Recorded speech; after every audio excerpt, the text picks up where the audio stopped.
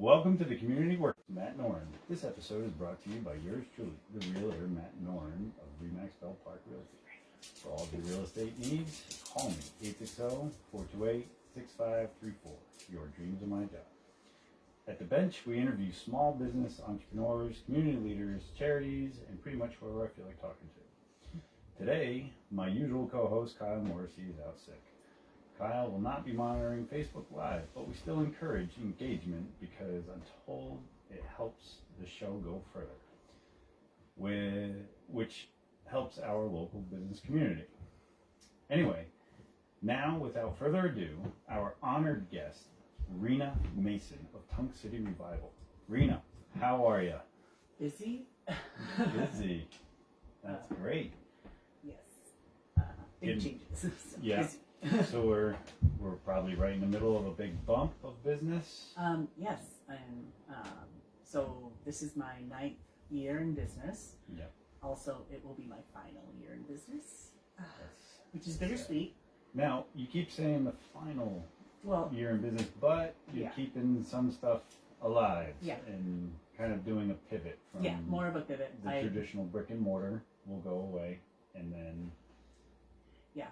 So as much as I've loved being, I think so much of being a brick and mortar means like you're in the heart of the community. But even before I had my brick and mortar, me and my traveling show was so much of community. Like people saw me then before I owned the shop. So, that's okay. My hand talker.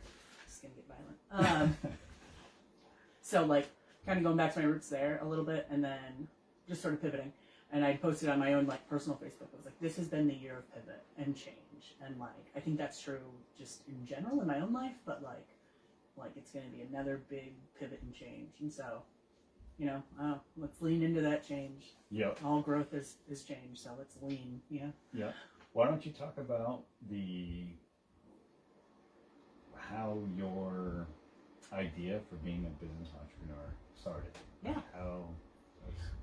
So it's funny, 9 years has flown by, that's for sure. So when we first opened up, it was sort of, I graduated art school, and I went to art school, and I was never coming back to Northeastern Connecticut. It's never coming back. Never say never.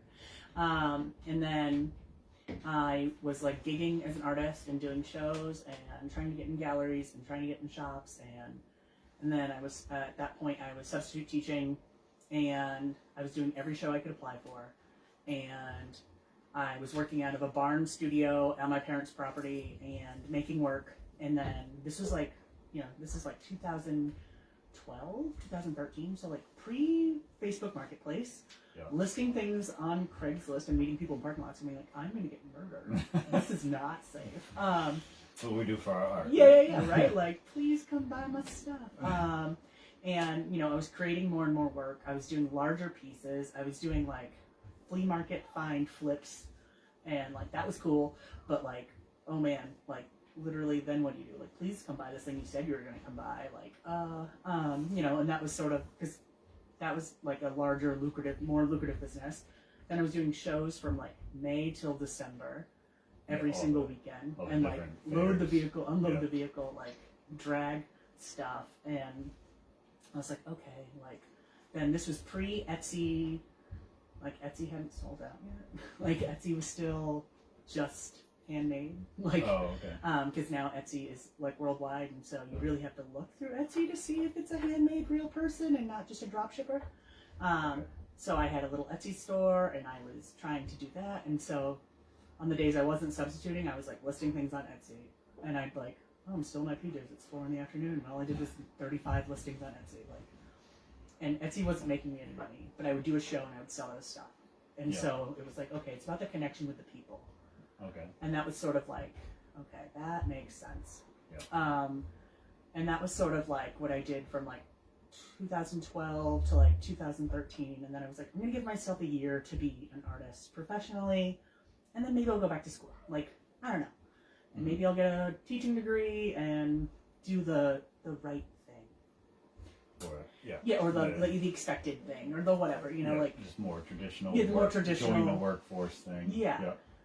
So I was like, all right, we'll see how this goes. And then we had moved, and I lost my barn studio, and then I was like, in a half a duplex in a bedroom, and you're not doing open studio tours that way. Like, hey, let me move the cat, and like, oh, here's my studio that's a spare bedroom. Like, that's not the same vibe. Right. Right? And I'm like, oh. And so I put this call out on Facebook, like, does anybody have a space? Like, I need a space. I need to create a studio practice for myself. And I didn't care if it was somebody's garage. I just needed a space that wasn't my home. Mm-hmm. Like, and that was sort of like, one of my favorite professors at art school had said, you will never have enough space, you will never have enough time unless you create those two things.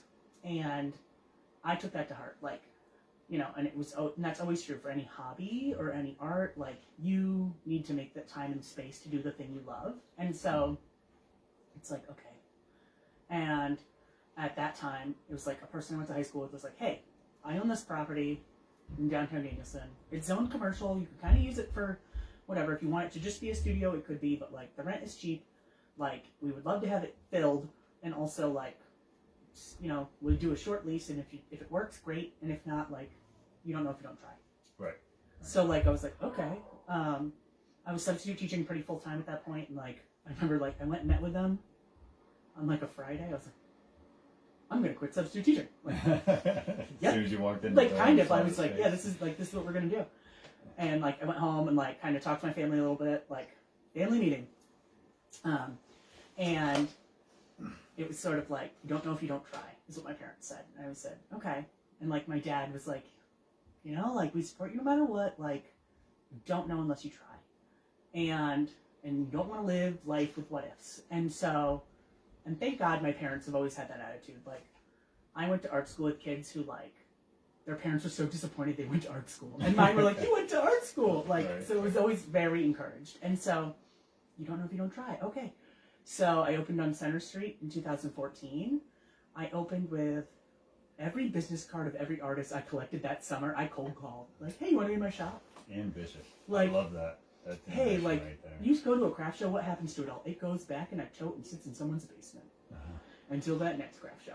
Like, so why not, like, get it seen by humans in a shop? Right. Like, for a little percent, a little effort, a little, you know. And so I think we opened with 18 artists, like, wow. For my grand opening. And, like, had my ribbon cutting with, like, maybe 18 or 20 artists, and I was like, I'm doing it! Like, all right! Nice. And we outgrew that space so quickly. I think I was there a year and a half. Yeah. And then I was like, I gotta get to Main Street. Because, like, a one-way and a side street, like, I was like, ugh. Like, all right. Now the challenge is Main Street. I was like, all right, my rent is gonna double or triple. My utilities are gonna double or triple. Like, but the foot traffic might double or triple. So, like, right. So another family meeting. And like, same thing. Don't know if you don't try. Okay. So, once again, let's cold call people. Like, all right, at the same time, like, Daily Grind had just closed, and Chuck's like, hey, I'm leaving.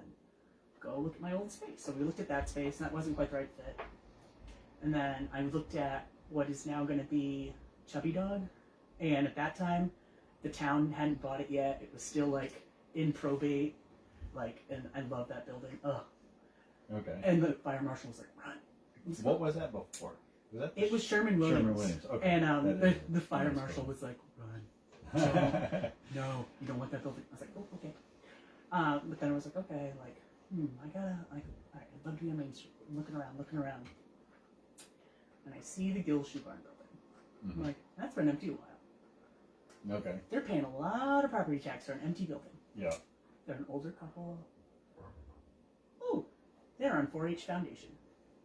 So I dragged myself to a foundation meeting, because technically I'm on 4-H Foundation, but, like, really I donate my time, and I... 4-H camp. Yeah, 4-H camp. Okay. Like, and I knew they were on foundation, and, like, I'd been a 4-H camp counselor for many years, and, like, I would show up to auction and volunteer, and I would, like, run into Deb and Randy at these things and, like, say hi. They didn't really know who I was. I went to a foundation dinner, and I made sure to sit next to them. And I said, hey, what are you doing in the building? You ever want to rent her? We should talk. And they kind of looked at me like I was crazy. They're like, that's a big building. And I said, I know. Did they run the shoe barn before? So Deb's dad was Gil. Oh, okay. Like, so it was their family-run business. And I think the only reason I ever even got into that building is she met me, and she met my family. And she met that sparkle in my eye that was like, this is a very ambitious person. Yeah. And hustle respects hustle. And that is it.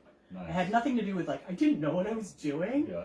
I had no capital. Yeah. I had no bank loans. I had no money in my bank account. Like, do not quit your job and start a business. Like, that's maybe not a smart idea. Passion over, like, maybe brain smarts? I don't know. Like, passion has always been my hustle. Yeah. Has always worked harder for me than anything else. And so, like, I met them, then they came into my little shop, and they were like, oh, you really do need to upgrade. Like, you know, and they're like, this is so cute and artsy and cool. And then we had, like, an official meeting, and I brought the fire marshal, because I was like, this is a big building, and what if I can't get my occupancy? Like, what if, like, you know, I was like, and then I don't even think we signed a lease right away. On a handshake, they handed me the keys, and they said, you have a lot of work to do. Get as much things you can do. We'll give you more than a month to sort of do what you have to do, and then we'll talk about a lease. That's like the quintessential leap before you look, and if you make a bad decision, you just work harder until it's a good decision. That was kind of it. And, like, you know, and it literally was like, I think every day that I, like, wasn't busy at Center Street, I would, like, sneak out a little early, go down there, and just, like, clean, paint, move those giant displays. And, like, she was like, how'd you move those? And I was like, brute force. Pushing. She was like, what? And I was like, myself. Like, bruises on my arms and legs, like myself. Bought a whole lot of teal paint. I was like, I'm gonna paint the town teal. And it worked. And then I orchestrated our moving day. We had a moving party, and I called every friend I ever helped move. And I was like, hey, I've never asked for help, because I hate asking for help. Like, and I am, like, a childless adult, so, like, I've gone to every baby shower, every wedding, every anything. Time to call in. I'm calling in some favors, right? Like, and so I called in all my favors because the shop was my baby, and it was always going to be my baby. And it was like, and my friend showed up, and I think we moved the shop, like, one pickup truck and minivan at a time, in like 3 hours. And then I had more help than I needed. They're like, now what? And I was like, help me put stuff where it goes. Right. Like, and it was like a beautiful orchestration of, like, watching a dream come to fruition, and, like, it was such an awesome experience just to sort of behold that space. And the reason we moved to Main Street was, like, I wanted to do classes, and I wanted to teach, and I wanted a space to do that in, because, like, the paint night thing had become popular, and I was starting to do them a little bit on Center Street, but that space was only, like, 800 square feet, and so, like, I'd have to clean out the whole center, have a class, and then, oh god, it would take 2 days to put everything back where it belonged. Like, and I'd be finding things in weird spots, because, like, you do, like companies coming cleaning, like, just shove it out of the way, like, and then you're like, where does that actually go? 2 days later. So it was nice to know I had a separate studio, like, we had, like, and, like, my dad plumbed in, like a wash sink, like, you know, that I could wash brushes in, like, we just, like, we built out the space to make it work for what we could do, and that was awesome, and that helped build that community that I really wanted to have, and then, if you build it, they will come, right? I left Center Street with probably 60 artists. We were at 100 artists by May of that year. Wow, like, that's awesome. And that was so cool. Like, and that was, like, kind of like a word of mouth. Sort of like word of, like, yeah, like, come, you should go check out this space. Like, and at sort of at the same time, like, several other businesses like that had closed or, like, shifted what they were doing, and those businesses suggested me, and, like, word of mouth got out, and so many people say we see you at everything. Right, like, I'm that, like, that's kind of how I met you. Like, I knew the kids would come find me at, like, Kayla and the kids would, and when they were tiny, now they're big, like, would come find me at every, like, First Friday or every community event, or, like, and so that word of mouth sort of reputation is what I, like, when we first started our business, I needed it to get the word out to build business, right? And now it's like, I don't need those, like I got to the point where I could be picky about the events I wanted to do, and that was such a good feeling, right? Like, at first you're slugging these events because, oh, I need to make enough money to, like, make these events, and oh my god, it's killing me, and, like, and then it's like, oh wow, these events want me, like, they're calling me. It's the other way around now, and, like, that was sort of a cool thing, awesome. You know, like, that was a nice shift to see as being part of a community. And becoming a third place is what I've really discovered, especially in recent, like, weeks, is, like, so many people, it's like, I'm not home and I'm not work. Oh, wow. Like, and I've had several people be like, where are we supposed to go now? And I was just like, oh, you know, like, that's been cool. So, and then we've just continued to pivot, and then the classes took off, and were able to do community classes out at different places, and like that became part of our business structure, and then giving artists a place to sell their wares, and everything from like I have high school age students who like are kind of crafty and want to make something, and I have memes, right, who make too many of something, and I have people who like have a full-fledged real business who like just need an outlet, and so it's sort of a nice, I don't know, way to like foster all of those things all at the same time for people, and give people a place. And then also it was just this, once again, like hustle respects hustle, and like I was hustling for them, but also for myself, and then like I'm gonna work as hard for you as you can work for me, like, and without my vendors I would have never been able to open. I would have never filled the space that big if I had to buy all that stuff. Oh my god, right? Buying or making. Making myself, like I do make a lot of stuff myself, but like man, I could have never. And to look at the talent of these people, or the patience, because I look at some like I would never want to make that. Or I didn't have the skill set, right? Or the everybody wherewithal. finds their niche. And then or having like all those 80 to 100. Like, different types of now things. you have so many different types of artists, for something for everyone. Exactly. It's really always something you could buy there, no matter what your taste was. Yeah. And then like being that like grew up in Killingley my whole life, like I did my research and it was like, okay, what is gonna sell? Like so then I was able to like I've turned away very few vendors, but like it's always like, okay, no, your price point needs to be Killingley. Like we need to be affordable. I want high school age kids to be able to spend their money here. I want the mom who has 3 kids to get something for each of her kids here. Like I want people to feel like it's not like you walk in and, oh, you can't touch anything. It's too fancy. No, like, I want to be homey and comfortable and, like... Casual and, like, and of that price point. And so, like, I would say 90% of the stores under $20. Wow. Because, like, you know, I think, like, last time I looked at the median household income of Killingley, it's, like, you know, under 30 grand a year. Like, I want to be that price point. And you have to be. If you, like, you can't have things that are, like, ooh, nope, I can't afford that. You don't want to like price shop people, you know. So it's like a fine line of like, I want my artists to get paid, but I always tell them bring things of every price point. You might make your booth rent and your percent on your $5 keychains. Versus your $8,000. Your big one giant piece, right? And but you also we have a lot of return customers and regulars, and those regulars, they're gonna see that piece 2 or 3 times, and then they're gonna come back on that 3rd time, and if it's still there, they're gonna buy it. Like, you know, or they're gonna budget for it. So Oops, substitute hotline. That's okay. It's December, teachers don't want to go in. Oh, okay. I didn't realize winter break is upon us. They're burnt out. Wow. So you definitely have cultivated a community. I can even remember going onto different businesses on Main Street that you all kind of like talked about each other like you were siblings. Oh yeah. You know, sending businesses to other businesses is like my favorite. If I don't have it, like go see Lynette Articles, like go see somebody at Heart Home. Like if I don't have that thing you're looking for, maybe somebody else does, or like, or maybe like, I feel like that's such a great way of community. And like, beautiful thing about like social media, I love how, as terrible as some of those residence pages are, right? Like, 'cause they're awful. Like they're kind of a train wreck or like a dumpster fire to watch. Yeah. They're great for suggesting things, and I get so many great recommendations. Yeah, a lot of referrals. And referrals, right? Or if you're looking for something specific. Right.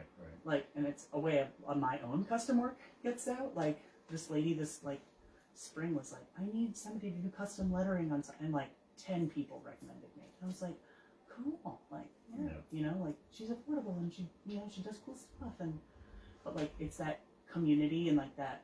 If one of us succeeds, we all succeed. It's not competition; it's community. Right. Like build a longer table, not a taller fence. Like it's the same amount of lumber. Just work together. Yep. I mean, it's unbelievable that so many people don't see that. Oh yeah, they don't see it that way. There's so many ways to be decisive.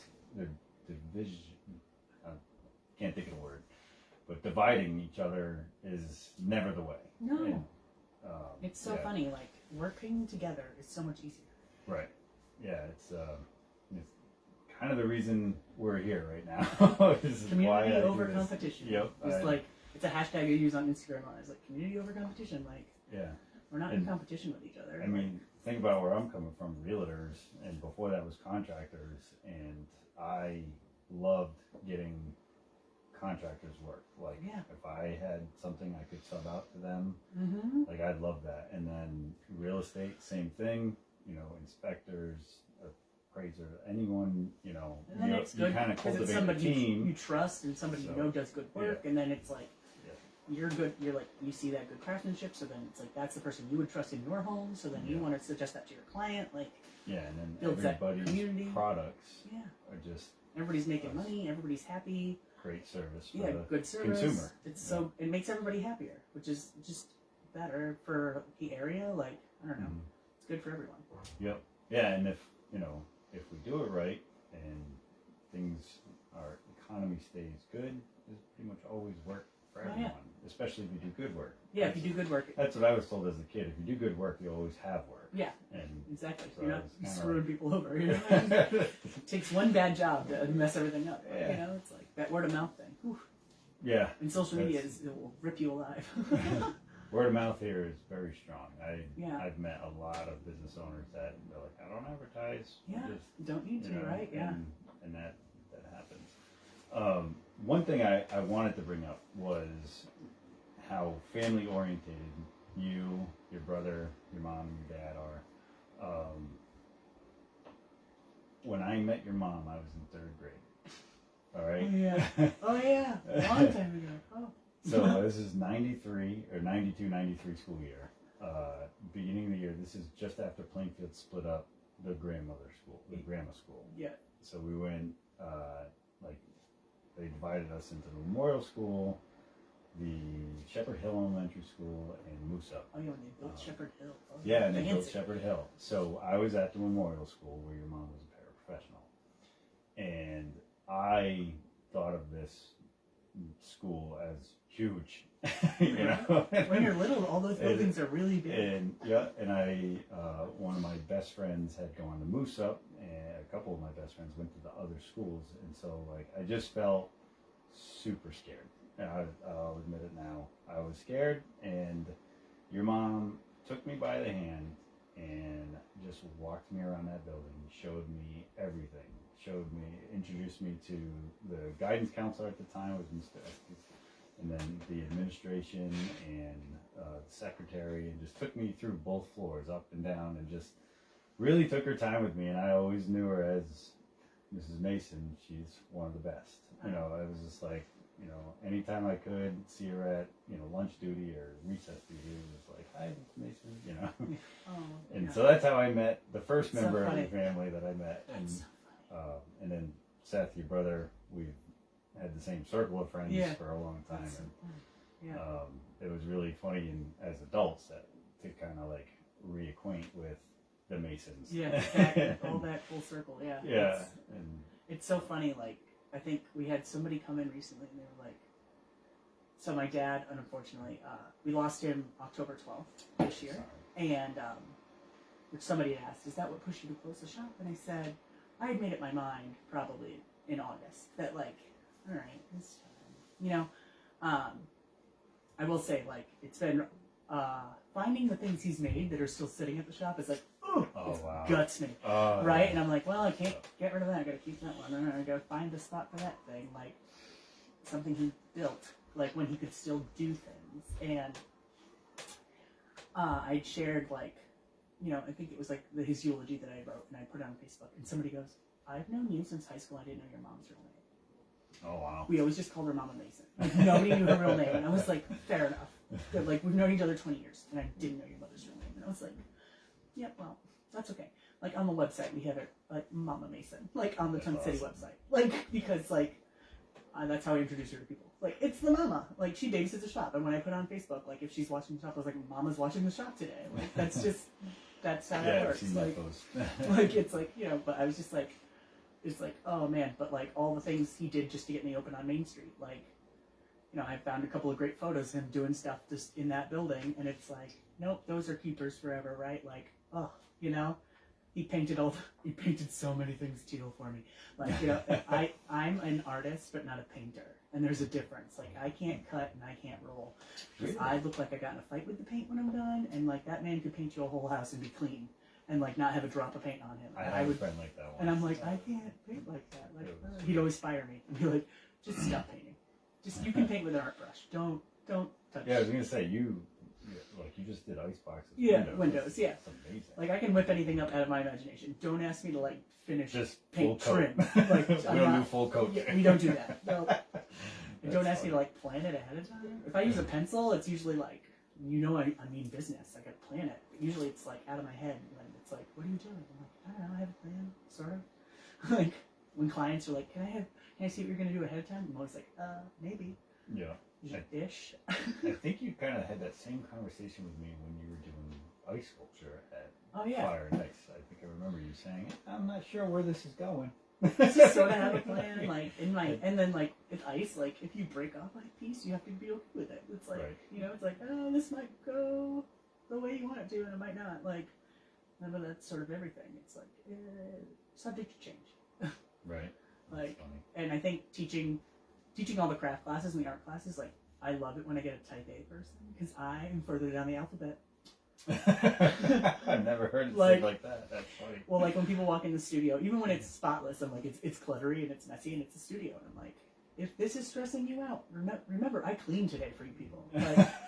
Like if you're type A, I'm sorry, I'm type Q. Like it's just like this is as good as it gets, and you can always pick out the type A folks because they're like, they panic, and I'm like, drink your wine and we'll paint together. It'll be fine, I promise, and that's why I'm here. And also, I don't care if yours looks like mine. Are you having a good time? Yes or no? Yeah. Like, that's sort of the thing. Like, and then getting to meet people, like, getting them to make art has been the coolest part of my job. Like, I had this guy, we had a paint night at Music Lady once, and I honestly just thought I was getting heckled. Because I work in the public eye, and sometimes you get heckled. And he was a little in the bag, and he was like, oh, paint night. And I was like, yeah, buddy, $25. Like... He reaches in his pocket, and he hands me money, and he sits down. And it was like, okay. And everybody else painted, like, it was like a shamrock and a beer. Like, it was like around St. Patrick's Day. So, like, I brought, like, the limited palette of colors with me because I was like, less stuff I have to lug, right? Like, he painted a decimated landscape and wrote, so this is it. With a green background and a black spooky tree. And, like, so I was like, oh, well, that was weird. But he had a good time. Paid cash, I don't care. And he made art. And he was like, I haven't made art since middle school. He was so excited, and I was like, okay. I tell this story like 2 years later, and my buddy goes, that's my buddy Tom. He had such a good time. He posted on Facebook about it. I was like, good to know. Awesome. Like, but like meeting people where like, I just let you do your thing. Right? Yeah, it sounds like you just need an excuse to paint. Yeah, and not feel weird. Like, or like you don't make time for it. Oh, I'm at a bar. And this is already happening. Time. Like, this looks fun. Like, or like when we do the couples ones that like line up, you will never see a more tense moment. And there's always one who wants to be in charge, and one who is like, I'm here, and maybe I don't care, or maybe I do, and that's really funny. And then, or we had a couple once come to a paint night, and like she was like, I could tell she had been to a bunch of paint nights before. Like she said that when she came, she's like, oh, I've never done one with you, but like I've been here and here. And, oh, cool. She brought her own paintbrushes, and I was like, oh, I'm getting a bad Yelp review. Here it comes. And she had a great time. Her husband's painting looked beautiful. Like. I was like, no, you've got to be a plant. Like, you've got to be an artist. You've got to, like, do... And he was like, I haven't done art since, like, 6th grade. Wow. But, like, beautiful painting. Yeah. She would not let me take their photo at the end because she was, like, irritated that his looked great. And hers maybe didn't look so great. And I was like, that's a quiet car ride home. I was just like, thanks for coming. But... Like, it was just, like, really funny. But then we do these kids' paint nights, and, like, one or two things happen. When it's really little kids, the parents all stand right behind the child. And I'm like, please go shop. You have a whole shop. Right. And I don't care what it looks like. And you shouldn't either. It should look like the 5-year-old painted it. Like, that's the whole point. Yeah. And you have a blow dryer, so it can go home. Like, it's okay. And you either get the parents who overcorrect and try to fix it, or the parents who really don't care. And I'm like, it should look like your little kid painted it. Like, that's part of the magic. Like, it should look like they had fun. Yeah, then they see it. It's like an episode of Nailed It. Like, it should be like, this is what it kind of was supposed to look like, this is what it ended up being. Like, right, that's funny. It's kind of fun. I'm like, oh, okay. I always find it, like, when my kids do artwork, and they do a lot of artwork, especially when they're little, it's just, to me, you're getting their perspective of what they either saw or they heard in the instructions, and or what they're into, or like, and yeah, you never know what you're gonna get, and sometimes they get distracted and they paint something else, or they draw, paint, or do something in the middle of it, and it's like, oh, where'd that come from? Oh, well, that's when you walked in front of what I was painting. It's like, oh, okay. or like I would have never assumed, like when I was a camp counselor, I was the arts and crafts lady. So I'm still the arts and crafts lady, just do it for myself now. But I would always, especially little kids, I'd be like, tell me about your drawing. Never be like, oh, I love that like flower, and they're like, that's not a flower, and they get mad. Like, tell me about your art, like, and then they'll tell you about your art. And then during COVID, we started doing private art lessons. That was really cool, because so many parents, I think, just needed a breather, right? Parents needed it, kids needed it, and then when we started doing like hybrid school, like you didn't know if you were sending your kid back to school or if you were going to homeschool, and then so many families started to homeschool, and then I heard from parents like, I can do lots of things, I can't do art. Like I can draw a stick figure, and my kid loves art. Like, what do I do with my kid who loves art? So we started doing private lessons, and like I've kept a couple of the same kids who've stayed now since 2020, which has been really cool. Wow. Like, so I've seen their like 3 years later, like their body of work has grown, which is fantastic, and like they're just super talented kids. But like I also just would see these little personalities come out, because like at school in art, like there's curriculum, right? Like, and there's usually 20 kids in a class or more, right? And it's a 45-minute period, and 20 minutes is instruction, and 10 minutes is hand washing. So really, you have 15 minutes of class, and like, well, you know, whereas like their hour lesson is an hour lesson. Like you're paying me for the hour lesson. I'm gonna clean. I'm gonna set up the stuff before you get there. Yeah. Like, so you get an actual hour of art, right? And some kids we do step by step, and like, but other kids, like my big kids, they pick whatever they want to do, and we just sort of like, I help facilitate. Like, what is it we want to do? And that's been really cool. And like I had one little kid who like, oh, she would use that hour. Let's do 75 projects in an hour. Like, how many things can I do? She'd go home with a stack of stuff every week. And I was like, okay. And then one kid was making super strange art, and I was just encouraging it. I'm like, okay. And mom would pick him up every week, and then dad picked him up one week, and he was so confused. He was like, what are you making, buddy? And I was like, I just let him make stuff. Like, I just encourage it, kind of like. But anytime I'd be like, describe these characters to me, there was a whole backstory. Right. But It's all in their head. Like, you have to ask that question. If you don't ask, it's going to be real strange, right? Right. And it also led to great conversations in my studio, because, like, it'd be drawing, like, on the shelves, and people would be like, what's that thing? Like, what's this painting? What's this? And it's like, oh, nice. So that was cool. Two of my favorite students who have now stayed since 2020. So one is she's now in 4th grade. She's cool now. She's in 4th grade. Last year she came in with like a notebook. She's like, I have homework. And I was like, dude, if it's math, I ain't the one. I went to art school. She's like, no, we had to write about our favorite place on earth. And I had to draw a picture. And so I wrote about Tunk City. Oh, wow. Ugh, burst into tears, right? I was just like, oh. Amazing. She's like, because artists make the world a better place. And I want to be one when I grow up. And I was like, oh, dude. Like, oh, you're my favorite. Like, and it was so funny because so I'm on TikTok at Rena Makes. And that's more of like a little more unfiltered, can you believe it, I'm not filtered, version of my life. Because that's sort of like not really the Tunk City page and not the Rena page. It's like a combo of all those things, because content creation is a hard job. It's where you explore your real, true freedom. And also like TikTok's an interesting new media. So that's been kind of cool. So, but I like, the night I announced that we were closing, I just made a video of me writing store closing with some music behind it, just like very, and her mom was the first one to comment. She's like, she's gonna be heartbroken. I was like, yes, so am I. But moving forward, you still offer service. I have to figure out how to where I'm gonna do private lessons, because we're working on that part. I've reached out to Parks and Rec, so that's I think where that's gonna happen, or like one of the community library rooms. They're so clean. Drop cloth things. Well, gotta figure that part out. we can plug it. If there's anyone out there with a studio type of setup and workshop space, or probably not picky. Yeah, exactly. So, but that's been sort of, and she was the first one to comment, and I was like, oh, yeah, me too. Yeah. And more so that like I've now connected to these little people, like right. You know, it's like especially at their birthdays and like less little than little people now. Like, and then one of my other students, Thomas, he's a sophomore in high school. And he's making the most wild thing. And so he'd done a whole bunch of different projects. And so the last big project I said, you know what we can do? you come up with an idea and we'll figure out how to do it. Mm-hmm. He's like, okay. Comes in, his mom goes, you can say no. And I was like, oh, now I'm in. Yeah. Like, oh, I'm not man. gonna do Like, that. now I'm not, like, I am a childless adult. Like, it is my job to, like, I'm professional aunt mode. Like, I'm Right. gonna, like, make this Nice. happen almost out of spite. But, like, what do you want to make, bud? Yeah. And he's like, a life-size faux taxidermy microraptor. And I was like, how big's Challenge life-size? He's like, accepted. he has a 5-foot wingspan. I'm like, all right. And now I went to art school for interdisciplinary art. So I did sculpture amongst other things. But so I've made some large sculptures. The problem being is storing those big things after you build it. My parents have some permanent art in their house because, like, I don't know where it's ever going to live. And so I was like, hey, bud, like, yes, we can do this. I don't know what we're going to make it out of. We'll figure it out together. But how's it going to get home? It's got to fit back in Mom's minivan. So, like, it's got these giant wings that come off. We made it so they Velcro on and off. Oh, nice. He started this thing in February of last year. It is finally finished. Like, he put the finishing touches on it last Friday. Nice. Like, he did woodworking.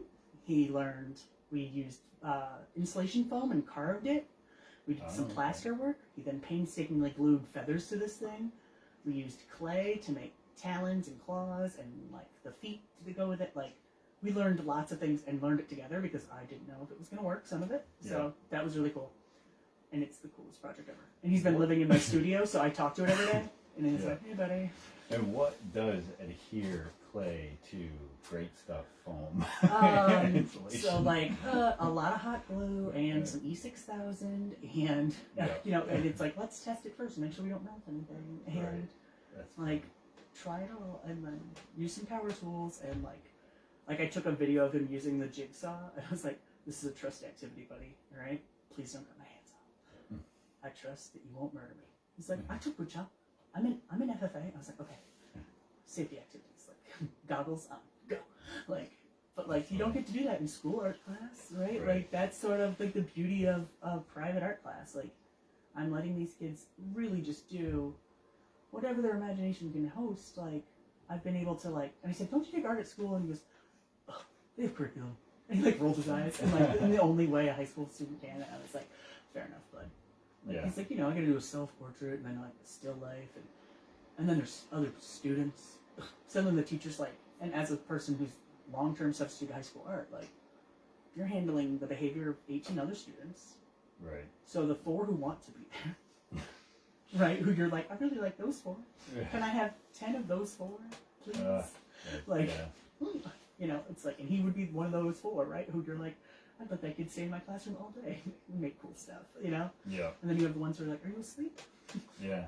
But it is cool to see the difference in, like, you know, the kids that want that outlet and then to be able to facilitate that outlet of And freedom. give like, that outlet, because, like, art is a solo sport.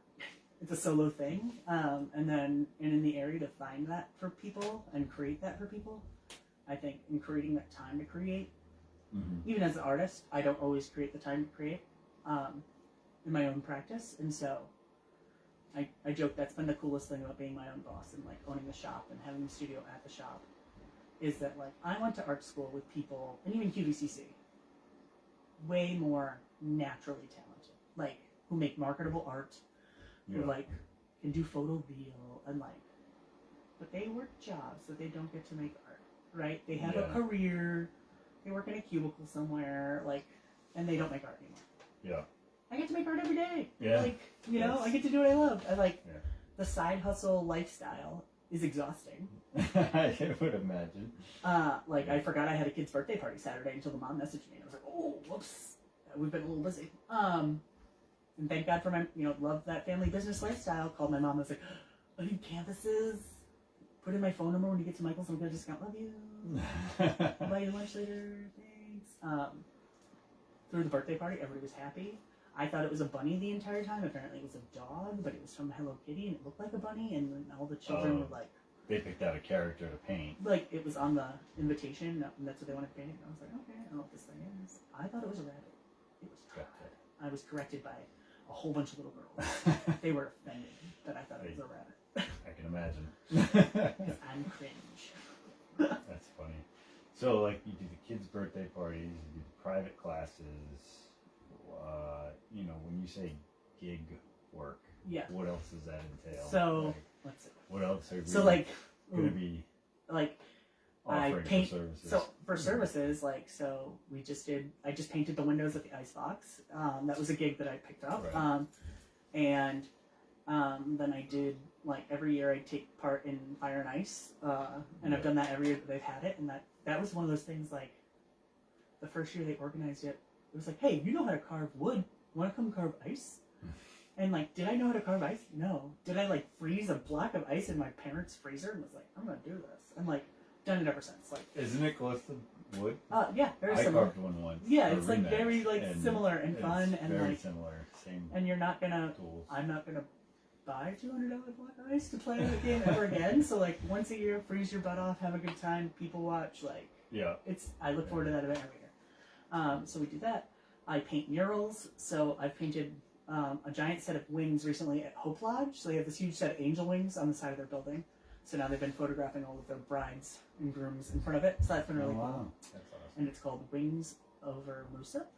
Is their little hashtag they're using. And then we did a mural eons ago on the side of the building that's right next to me, which was up top screen printing, and then now I think somebody bought it and nothing's happened to it on Main Street. But like that mural's still hanging in there. Like it hasn't been. I haven't touched it up. Like it looks great still. I did a mural over at Just Performance Fitness for Josh and Michaela in their yoga room. Like, I do mural work, pick and choose wise. Like kind of, sure. Like if I can find the time, like I do it. I did. Over at Wyndham Talent 4-H camp, I've done a ton of murals, but I did, when they built their new lodge, they did a donor wall that has all the little plaques of everybody who donated to build the new lodge, and so I painted a bunch of trees for all the plaques or leaves with everybody's name, and that was cool. And then so this past summer, I went back and worked there again, in which going back and working there at 38 is different than at 22. Okay. Right? Like, and one of my little team leaders, she's like, Rena, you're like really old. I said, you didn't need to put really in there. But for like, someone who just turned 40, I was like, you didn't need to say really. And she was like, no, like, you did all the murals in the nurses' lodge. And I said, yes, I did. She's like, in 2003. And I was like, rude. Yes, I did. Because like, if you're sick and at the nurse at camp, you probably don't want to be in the nurse's office at camp. Like, right. But I've painted so many things over the years, and it's always just sort of like people ask, and I'm like, sure. Like I don't like. Yeah. And it's not even anything like I've always super advertised. It's just sort of like if I have time, and if you like my style, because that's very different. Like I had a woman once reach out for like a Minecraft themed, and I was like, I'm not OCD enough to make that many squares. Oh, okay. And I know I'm not. I can make you a chalk line, but I'm not going to follow it. I paint a lot of the backdrops over at the Little Theater on Broad Street. I sort of donate my time to do that because Holly and Tosh do so much for the community that, like, and once again, like, I'm a community love like girl. Like, that's awesome. like, when my brother and I cleaned out my grandmother's house, she used to do a lot of community theater in Baltic, where she lived. And when we emptied her attic, we found costumes she had made. And, like, we started emptying her house, like, in the middle of the pandemic, like, because the shop was forced to be shut, and I can't sit still. And I'm like, we should probably tackle Grandma's stupid house. And he's like, yeah. So, like, we started on one floor and just worked our way. It was half a duplex, and, like, she lived there for 75 years. And wow. From attic to basement, this full of stuff. And so we started, and we found totes of costumes that she had made for the shows they used to do at the Catholic school once a year for, like, a fundraiser show. And they were still in great shape. And so they were like, worn once. Yeah, like once or twice, nights. and that was it. And I was just like, we can't throw these out. And I can't give these to Goodwill. Like, and I called Holly and Tosh, and they took them. Like, I was like, Grandma made these, and they're costumes, and then like some of the vintage clothes that weren't costumes, but like I was like, these are the good costumes. Like, shove some kid in some vintage grandma clothes, like, They make a play, right? Like, and then don't have to spend money on your budget. Put on a better show because you can buy better rights for a better show if you're not spending money on a costume. Right. But I don't know. I just kind of put my services, my artistic talent. I love to share it with people. Like they just did Frozen Junior this spring, and I painted faces for them because they did field trips for little kids. Mm-hmm. You can paint 60 faces in 60 minutes. Wow. It's you can have a snowman or a snowflake. Can I have Olaf? You can have a snowman and name him Olaf. Like maybe it won't look like Olaf, but get what you get. Smile and nod. And then other side gig stuff is like I do wire wrap jewelry, so that's something I've done. God, for when I was Rena Masson Art before I became Tunk City, and so people will bring in that thing they found on vacation, and I do it for them. And then so like if I find your little piece of sea glass or stone or whatever, you drill a hole in it. I try not to drill them because if you can explode. Just can wrap it and make it look nice. And then we do classes for that also, and people love that as a class because it's a skill you can learn, but also like bring your treasure, and like everybody loves treasure and junk you collect because everybody does it. It's like a universal, like you find that sparkly smooth stone and then it sits in a box or somewhere. Might as well make something you can enjoy out of it. So I do a lot of that, and then custom lettering because like one of the first things I did when I was doing just shows was like hand painted signs, and that was before the Cricut became popular. Oh, okay. Right? And that dates me. And then people started being like, oh my god, I paint signs, and be like, that's a sticker on a piece of wood. It's not a sign. It's not hand painted. Sure, that's really nice. And then I will say, in the sign maker's defense, a sign has to be very crisp and clear sometimes. Yeah, no, like so for like real like, but I just thought that was really funny that like, I was like, oh, because like I've seen all these trends of what like crafts have been popular. Yeah, they'll make a stencil and then spray. In 9 years too, which is really funny. Like when I first did craft shows, it was everybody was jewelry, and then everybody was soap, and then the state of Connecticut changed some soap laws, and then that changed how many soap people you were seeing. I didn't realize that. Oh yeah, you now have to have a chemist license to sell your soap, and each person who's making soap in your soap company has to be licensed. And then the person who's selling it, like, so me, I have to know that, which changed the way businesses should be running, which is great because, like, if you're buying your olive oil to make your soap at Job Lot because it's cheap, right, and then that gets recalled, you don't want to necessarily be selling that product to your person. Like, I kind of get it. I also think the government oversees. The government has a way of over-regulating and, a like, lot. Spending too much money. Like, why are you, like, really, you just, it's a money grab. But, you know, I get it and I don't get it. But like, so they changed those rules. So then we saw people with less soap, right? And then candles was super popular for a long time, and like everybody you saw was making candles. And then that sort of died off. And then the Cricut people. So everybody was making signs, and then everybody was making tumblers, and then everybody was making T-shirts, and then now sublimation is big, and laser engraving is big. And as the technology has gotten cheaper to buy these different things, like the trends have changed, which is really fascinating. Oh yeah. And because I've been doing this now, 15 years I've been doing the craft show circuit. Like seeing what the next fad is sort of a very interesting, like what are people looking for? I don't know. And I love that when people ask me, what's your most popular thing in the store? It changes every day. There's no one trend. Yeah. It is funny. I will say I have actually a relative who makes baskets, and she's been doing it for like that's so cool. A long so time. labor and intensive. She still does so many of the regular shows around here and sells out a lot. Yeah. And, but she has seen the different waves of like, cause she does like conventions, basket weaving. Yeah, basket weaving. Her husband's great. He calls her awesome. basket case. And That's cool. No, like, that's one of the classes I took in art school. Was oh really? Okay. Flexible Structures was the name of the class, and I learned how to weave in that class. And like that's one of those like, it's a real folk art skill that like nobody knows how to do. Like, it is funny though how like I don't know if they have machines making it or whatever, but like she's seen waves of competition come and go through there. This is kind of like any other medium where it's like, very interesting. this is in right now. You can make money off of it. Yeah, let's see how. Yeah. And or like I was at like I went to a quilting show with a friend of mine because she does beautiful quilting, and she's like, "Oh my god, I got some furniture." And I was like, "Oh my god, I'm not." Once again, type Q. I'm not gonna pin. One of my vendors walked in and I was sewing one day. She's like, "You sew?" And I was like, "Shh." But then people think that's the type of sewing you do. It's like I paint. Will I paint a portrait of your child? I'm not that lady. I have friends who are that person. Yeah. And their price point is much different than mine. If you want it to look like your kid, I'm not the one. Like, you want an essence of your child that maybe looks similar? Okay, we could talk. But like for photo real, that's a different price point. It's a different talent set. It's a different interest. I'm maybe not your person. Pet portrait, yeah, the golden retriever is a golden retriever. I could probably do that, but like, you know, put But the it's right not kind of really. bandana on. It's like Yeah. the right pet. Because I like right now I have 2 commissions at the shop. I'm doing somebody's cat because at Christmas people love a pet. And I was like, send 3 images. They sent an entire Google Drive Okay. of images. I was like, oh, lots of choices. Awesome. But like, that's better than people who send one blurry photo and then you're like, is that gray or is it fuzzy? Enhance. Like, try to, but I don't know. So I try to say no to any, like, or like the things I do say no to now that I've been in business longer, and I just will outprice myself to say no, and that's something I've gotten better at, which.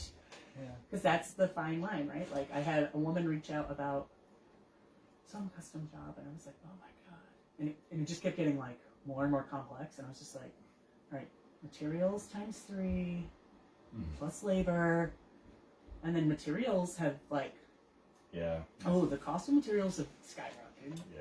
And, like, that was sort of something, like, I had a very honest conversation with a customer once, and I was like, because she'd ordered stuff with me before, like, years ago, and I said, hey, just so you know, like, that same piece of plywood has tripled in cost, and I don't want you to think I'm big and more successful now, and that's why I'm charging you more money, but, like, also over that. But also, like, here's the screenshot from Lowe's, like, I'm gonna go buy this piece of plywood, and it cost way more than it did the last time I did this project, like, and then there is, like, my time, my talent, my whatever, like, which are intangibles, which is hard to, like, price yourself. Yeah, and a lot of artists have as an artist, that's very difficult. And then, not to be stereotypical, but it is. Oh, it's like, so hard to like. Have a hard time with that, and then like, what if somebody goes, "Why did you plan a birthday party Saturday?" And you go, "Desperation." It smells like desperation. It is, and maybe because I forgot what week it was when I think I booked it. So you have one this Saturday. Oh no, last Saturday I had Last Saturday you had one. But I think I probably booked it in October, right? And like wrote it in the book and like. Not really thinking that's Christmas season. Yeah, it's Christmas season. I'm gonna announce I'm closing. We're gonna do this big everybody go live. Christmas shopping. And get there. Gary O's gonna announce it to the entire northeastern Connecticut. And it's gonna go viral. Yeah. Whoops. We're like, good problem to have, but. Right. Whoops, he's awesome. Like, you know. Gary O's a great guy. And he's been a good long fan of the shop and me and like all that KBA does like for so long that like that was amazing. Like it was like, oh good, like, you know. And so, and like I always joke, I was like, because I said to somebody like, where's your most successful like advertising? And I was like, honestly, social media has done us excellent. Like Facebook and Instagram are great, right?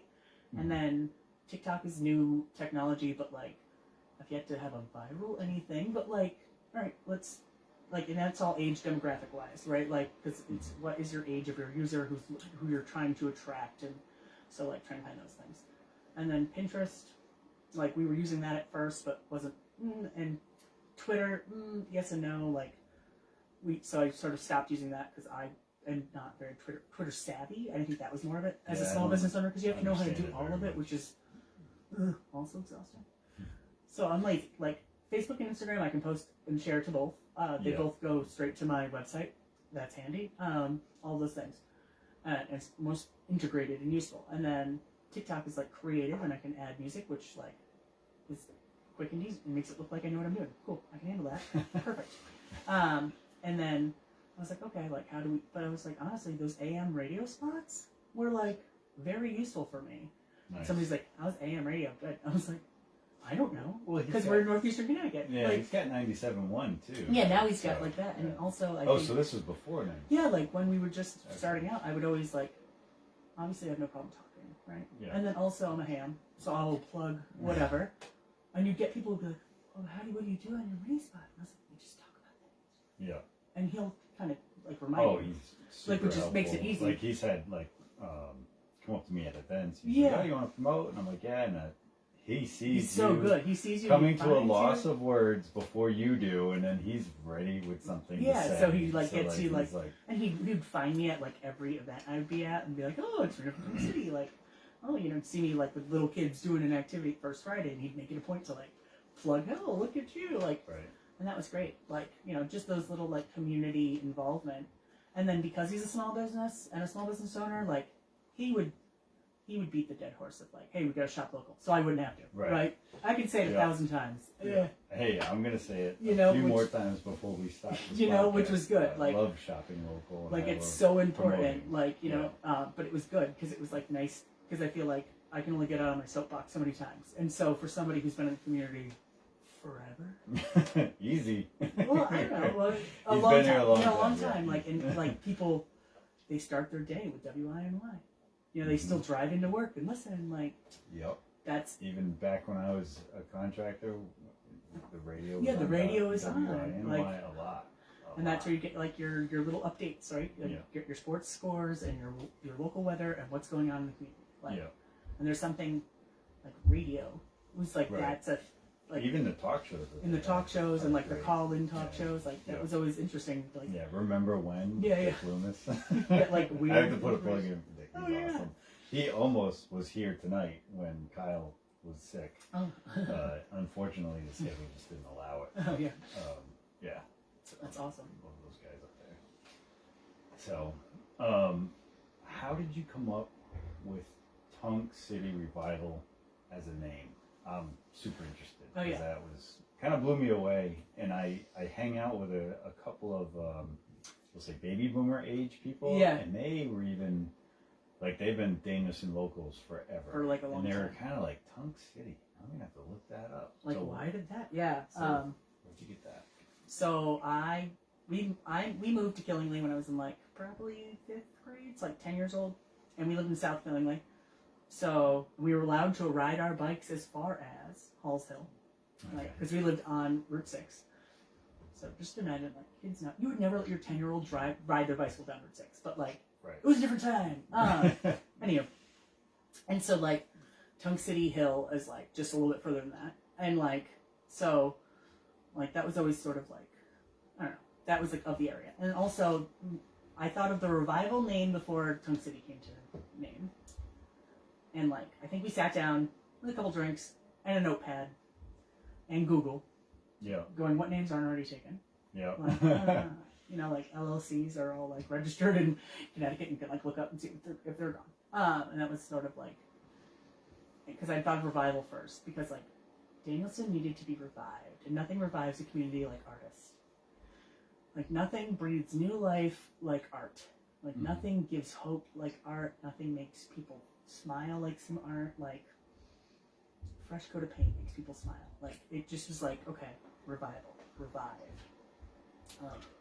Okay, so that was like the first part of the name. Like, okay, and then I was like, all right, something I wanted like remake, revive, but that was already taken. All right. I was like, oh, it was some like home decor or something. I had upcycled things. It's like, and then I was like, okay, so we like trying to go through things, and then I was like, you know what? It's also about town. Like, I didn't want to hear, oh, the shop would be so great someplace else. Oh, jeez. You know, because like, no, it's great right here. It needs to be here. Yeah. It needs to be in town. Like, and that was so important to me because, and I quite often would hear from people, oh, this would be so cute in Mystic. Could never afford to have a shop in Mystic. Like, people have no idea what a commercial rent is in Mystic, but like, also like, no, it's so great here. It needs to be right here. Like, our little town needed me, and I needed Connecticut needs stuff like this, like stuff like this. So it was sort of like, so it was like it needs to be a nod back to the area. So they call that area of South Carolina Tunk City because a business came to town. He buys the Church of Bell. The bell never rang. It would go tunk, tunk, tunk. Oh so my they called goodness. that part of town Tunk City. Huh. So that was sort of like, and I liked that. So I was like, okay. And then and a lot of people think it's Trunk City. I get that so often. And I don't even, like, I think that's excellent and kind of funny because, like, when I do pop-ups, I don't use plastic totes and containers. I use vintage suitcases and trunks because it looks nicer. Because nothing's uglier than a plastic Rubbermaid tote that you have no place to hide. Because, like, they're awkward. Yeah. They don't fit under a table. Like, so if you just use a vintage suitcase, like, then it can just hang out. And it looks aesthetic. Yeah. And small children like to touch them. And they're indestructible because they're old. City Revival. Yeah, and then they think it's Trunk City, which is also funny. Like, so people will even call. And if you've had to call, you've had to look online to get the phone number. You know, this is Trunk. Yes, we misspelled it on everything. On everything. We own. But I mean, I also get Rena for my first name, or Renee. So, you know, like, it's Tunk City and I'm Renee. Like, let's just start a new rumor. And I unfortunately butcher names sometimes. Oh yeah, and it's so funny. For sure. Taking kids' attendance at camp, I would just be like, just tell me what your name is. I'm not even gonna try that one. Just point to it and be like, you know who you are. Like, fourth one down. If you don't, we're gonna find it through art. Yeah. Like, help me, help you, not embarrass both of us. So that's wild. Tunk City Revival is from a sound effect that Belle made. That's great. So I have that like story that I found at the Town Historical Society website. Printed out, hung on the wall at the shop. So that's like, because people always ask, so I have it printed and hung on my little wall of fame as you walk in the shop. I have that and all of our little accolades and newspaper clippings and all my junk. My treasures. My treasures. Gotcha. Now I'm like, oh, where's all that stuff now? Oh, like, Yeah. to make a treasure wall at the house. Maybe frame it or put it on your menu of services or something. Something, you yeah. know, Like add a little. that's great. Scan everything and like. I love it when people incorporate business names with like Different part of the stuff. town, Yeah. or just something obscure. Yeah, because I think it makes it catchy and makes it like memorable. Like that was really funny. We did some event in like New London. I think it was like a small business Saturday, and it was this giant event. And this woman, she was like, "This sounds super creepy." I was like, "Okay, here we go." She's like, "I recognized the painty apron before I recognized you, because I always wear my denim paint cover apron." She's like, "And I know you from the internet because we like followed each other on Instagram." And I was like, and then I like walked a little further and I saw her booth, and then I realized I knew her too. But it was like, yeah, she's like, "Because a name like Tunk City, you don't forget." And I was like, "Yep," like, because that was funny. Because as we're getting ready for this big shift, I was like, man, do I rebrand? Do I change? Like, no, it's like I have this great following, so like then like okay, and like the website's paid for, like this is that, Right, you know, yeah. like so TunkCity.com is paid for, so it's like okay, I went through all that work of making. Well, my fantastic sister-in-law and my brother, 2 Christmases ago, built me my fantastic website because as a person who runs your own business, you don't have time to do anything yourself. And that was like a fantastic Christmas present, and it was so funny because they were trying to keep it a secret. But then I kept getting notifications to my own email because Seth was being so like so stealth, and then he was like, "Just act surprised." I was like, "Thanks, big brother." Like, Awesome. but like, because like Brittany did marketing in one of her past jobs, and so like she built me my beautiful website, like with integrated sales and a shop, and like she just made it look seamless. And I was like, "Oh, like you're so organized." Yeah. Like that's a beautiful skill set that I don't own. And also, I think doing something for yourself, like in sitting down to make that time to do it, was like probably never going to happen. Yeah, sometimes delegation Like is so good, and like the best letting thing somebody to who's do. good at that Right. do it, and like she just like I was like, oh, thanks guys, like, and it's been fantastic because we were using Eventbrite to do our events, and they take like a giant %, and then they don't pay you out right away, and like.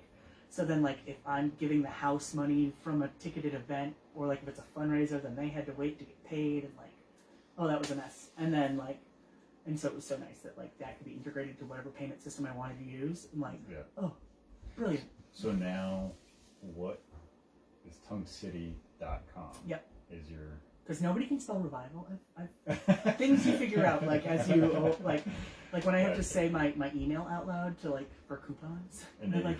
TUNKCITYREVIVIL. They're like, one more time.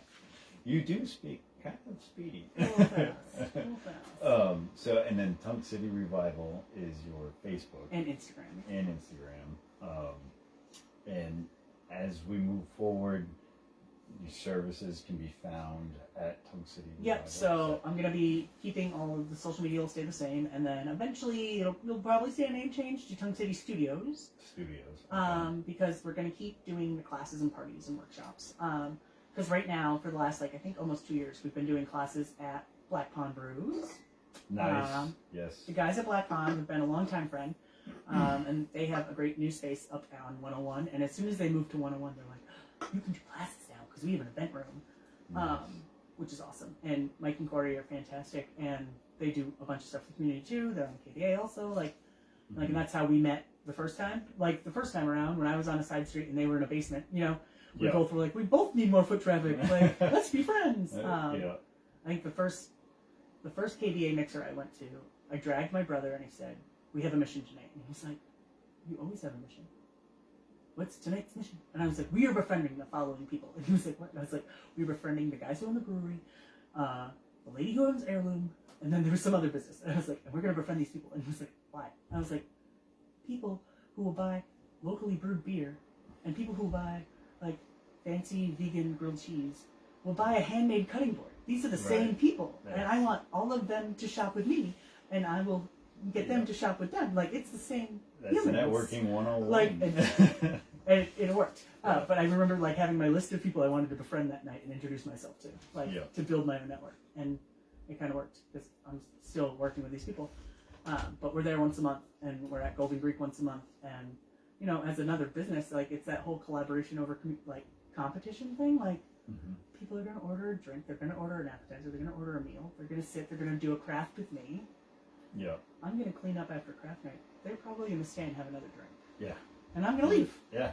I'm going to go home, put my jammies on. I got to say, like, you know, that whole mystic thing. Or like, you should be so I love Northeast Connecticut. I mean, especially the alcohol people. Right? We've got Fair Hands, we've got Borough Brewing, we've got Black Pond, we've so many different Taylor Brook, flavors and tastes of Northeast Connecticut, and I'm enjoying the peanut butter whoopie pie stout. I love stouts. Thank you, Black Pond, for that. And you have their Moves IPA. Moves IPA. It's one of my favorites. I love that, and I also love their Machu Picchu, which is like their jalapeno saison, and it's so good. Okay. And like, and people are like, jalapeno beer, like, and it's so good. It like pairs with things well, and you can cook with it. Like, it's just, and that was one of the ones when they were just doing growler fills. People would be like that's strange. Yeah. Like, little odd, little delicious. Like, but like, I don't know. Being able to collaborate with other businesses has been like a super fun part of my job. And bringing other, you know, it was so funny, like, when I announced on Facebook officially that I was closing the brick and mortar, like, I was just going to cold call businesses and be like, hey. And then I had several businesses, like, shoot me messages like, hey, we'll host you. So I didn't even have to cold call people. So that was awesome, you know, so I'll be going other places and hosting other things. So that's even better, like, because I was just going to shamelessly plug myself into places, like, want to collaborate, like, because I've done collaborations before, like, you know, we're at Music Lady, we've done things with New York Pizza, done things with Hope Lodge Venue, like, you know, I don't drag my art supplies almost anywhere to have a good time, like, because people have a good time, like, that's really it, like, I call it the 2 drink factor, like, they're gonna have a drink or a snack or whatever while they're doing the class, and then they're gonna hang out longer, like, and spend a little more money, like, and if it's on, like, your slow night or whatever, like, you're gonna make extra money and have a good time, and like, you know, or like when we do family fun events, or like we do fundraisers, like we did a fundraiser paint night for Killingly FFA one year, and I had 55 people in the cafeteria. Wow, it was aggressive. Awesome. And like, because Heather's like, she's the director at 4-H camp. She's also the president of the Alumni Association, and like we've been friends since high school. And like, I don't know, she's like, I believe in you. I know you're just gonna be a sellout event. And I was like, thanks, Heather. Thanks for believing in me. Nobody believes in you like a good friend, and like she sold that event so well. But like I was like, I need all hands on deck. I had my friend Erica help me teach because I was like, that's a lot of humans just to be louder than. So that's like somebody out in the crowd. Yeah. And, so we like, both taught questions and like step by step. Yeah. And then I had like 2 of my other friends just show up and help fill paint because 55 people, that's a lot of pallets to fill and a lot of brushes to put out. Like, there's just a lot of humans.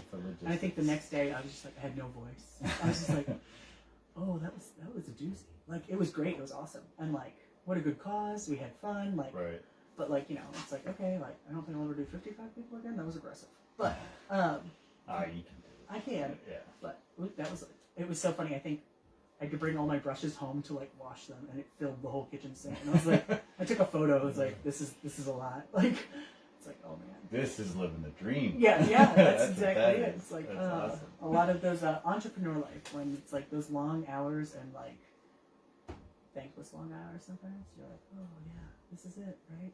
Or you're like, wow, I'm tired. Oh, how many steps did I do today? Oh yeah, that's why. Like, I left the house at 9 a.m. right, and it's 9 o'clock at night, and you're getting home. You're like, living the dream. Yep.